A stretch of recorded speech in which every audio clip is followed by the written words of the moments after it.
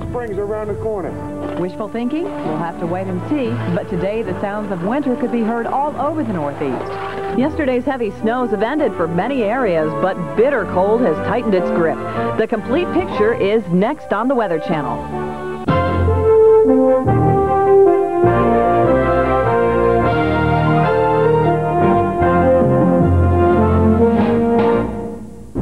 Good evening, I'm Sharon Rizalt, and here in the Weather Channel Forecast Center, we're updating you now on Winter Storm 95, what appears to be the biggest storm so far of the season for the Northeast. A lot of snow fell on Saturday and still more coming down today. But even though the low pressure system is now passed up into Canada, we're still seeing some of the after effects of this storm in the form of some very strong winds, bitterly cold temperatures, and even some lake effect snow to speak of as well. Let's take a quick peek at the radar here, and we'll find that around Onondaga County and on into Madison County, things appear to be winding down across this entire region. Perhaps around Cayuga County, we continue to see some of the snow bands moving on in. It looked like at an earlier point we had a pretty good snow burst maybe south of I-20 along Interstate 81 there, perhaps around Vesper and Tully, getting a little blast of some snow. But overall, seeing a lot of that action perhaps winding down, but we do think some of those snow bands may start to move northward again as we head through the nighttime hours, and that may mean Syracuse might be in the firing line once again. We're going to check in one more time tonight with Jeff Morrow. He's live in Syracuse. He's going to be telling us a little bit about what's been going on there. Jeff, what are your general thoughts about the entire day? Well, it's been a pretty much steady light snow as we've headed here through the evening. Through the course of the day, it has come down harder, particularly when we woke up this morning. We woke up to about 3 or 4 brand new fluffy inches of snow on the ground. We went out, we talked to you guys early this morning, and it was starting to come down hard. The wind chill was dropping rapidly, as was the temperature. Some of the snow squalls that came through really reduced the visibilities and made road conditions very, very treacherous. They're still very snow-packed and ice-covered here. All the roads are in Syracuse. By the way, we're about 2 miles north of the downtown area.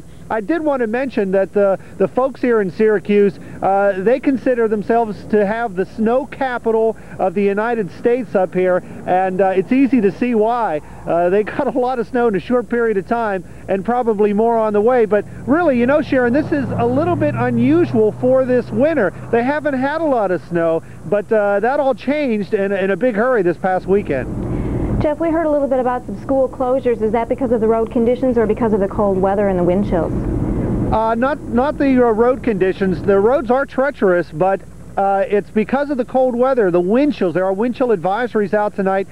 Just about all of the public schools are closed, and most of the private schools as well. They just don't want the kids having to stand out in very dangerous wind chills that at times have gotten down as low as about 40 below zero. Very wise decision, and wind chills there now. What you're standing in, Jeff, around 29 below is what it actually feels like out there. So you and Jill get warm. We appreciate you taking the time to get out there in the bitter cold temperatures and tell us how things are going out there. Thank you.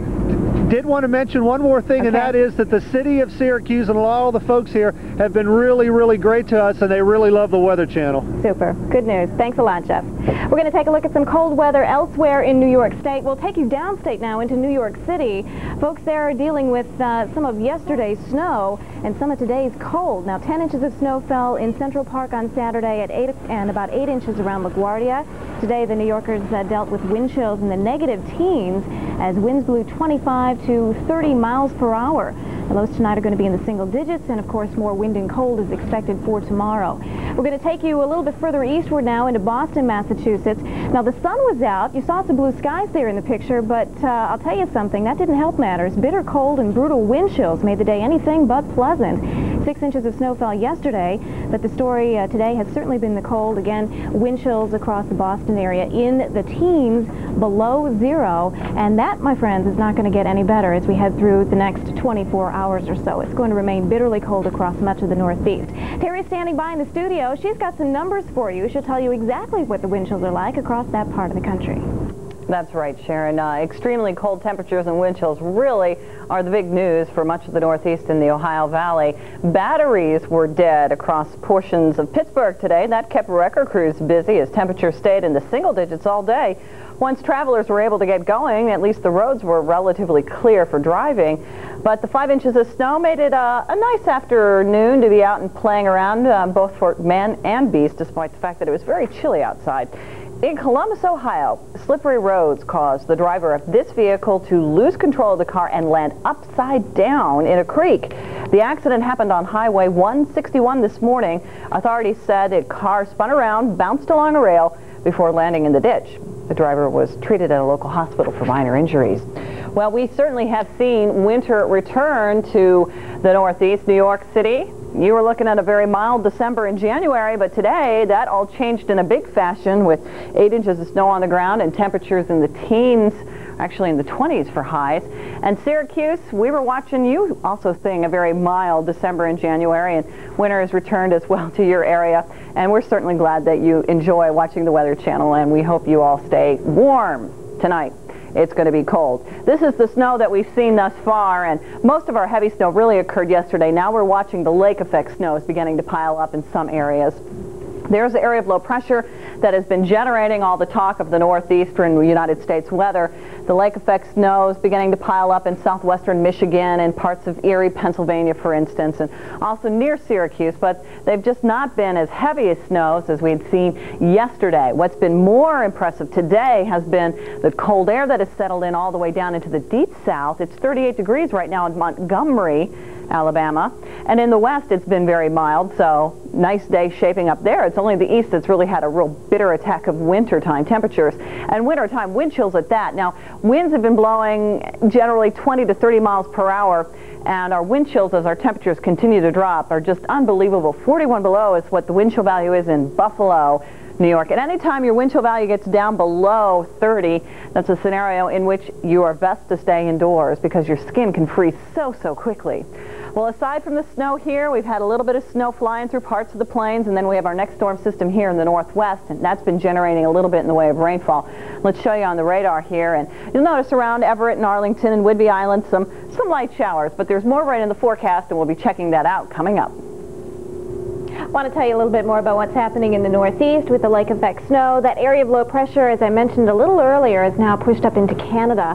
We have a counterclockwise flow around that low pressure system, and with that counterclockwise flow we end up pulling in quite a bit of Arctic air across the region. It's that cold flow that's moving across warmer lake waters that's helping to produce the lake effect snow, and there's still maybe just a little bit of wraparound moisture coming into play here as well. But generally that's what happens when we have a lake effect snow situation. You have to have air that's cold enough to move across relatively warmer lake waters, because what happens is the properties of the air changes a little bit as it moves across the warmer water. The air gets a little bit warmer, it lifts, cools, condenses, forms clouds, and since it's cold enough, the precipitation that falls is snowfall. And if you get enough lifting, for instance, a topographical lifting here, as the air moves on up on the shore, it lifts up a little bit. As it lifts a little bit further, well, that's just enough to really squeeze out even more moisture. The snows can be more significant. Snows are especially of concern when we find that the winds are coming from the same direction throughout all levels of the atmosphere, from the surface on up to 5,000 feet. That's usually when we see steady and rather intense snow bands continuing in one area. Lake effect snow is also a big problem when we see it, the current flow and the 24-hour forecast flow looking about the same, because that means the areas that are getting the snowfall right now, such as South Bend, Indiana, on into parts of upstate New York, will continue to see continuous bands of moisture flowing on in. And you know what, Sharon, that is going to last all week long. We have missed out really on winter, and now we're trying to make up for it in a week's time period, it seems like. That area of low pressure is going to sit and spin, and you know what, Cleveland, it's so quiet around your area right now that it's hard to believe that winter storm warnings are up for tonight and tomorrow morning, because tomorrow morning snowfall is expected to increase, especially in the eastern areas of Ohio here, so don't let your guard down by any means. A little weak system here swinging out of the plains will bring a few flurries perhaps around central Missouri, Nashville, maybe Atlanta, nothing to get too excited about. And then in the west, we'll start the morning on the wet side, perhaps around Seattle and Portland, maybe even a few sprinkles around San Francisco and Sacramento, but this storm will be moving inland during the day on Monday. We will see some light rain here. This will all be frozen, and generally we'll be running in the 3 to 6 inch category here. A few places may pick up more than that. What's going to be really of note most of this week is going to be the cold air in the east, fairly mild out in the west, at least initially, even in the southern plains, and you folks in Dallas and Houston are sitting at home going, You got it easy, right? Well, here comes some cold air as we continue to see that flow out of Canada. It's going to move on into Texas. The only areas that are going to escape the cold are going to be Southern California and Southern Florida, and those are the areas you would expect to escape the cold this time of year, right on into Friday. No real big change. No real big change either around the lakes. You folks here, just get ready for more snow. And another area of low pressure here, maybe a few snow showers around the Denver metro area. That'll pull on into the southern plains, maybe perhaps seeing some snow around Oklahoma City as that storm system heads into the southeast. We're going to have to watch this one. A little snow perhaps here in the parts of the deep south. That system heads on into the northeast, and then we got more rain in California. There is no doubt winter has returned to the east. It's been a couple of days we've seen a few snowflakes here in Atlanta. And it is exciting when we do. It sure is.